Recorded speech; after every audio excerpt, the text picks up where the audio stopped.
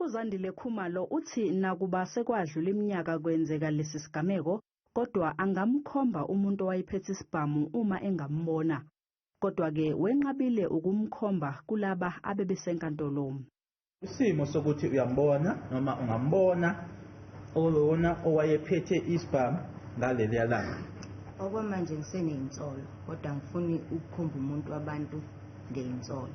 Uthi lo msolwa wayegqoke ijakhethi enesigqoko, kodwa-ke wanqaba futhi nokukhombisa indlela ayeyigqoke ngayo.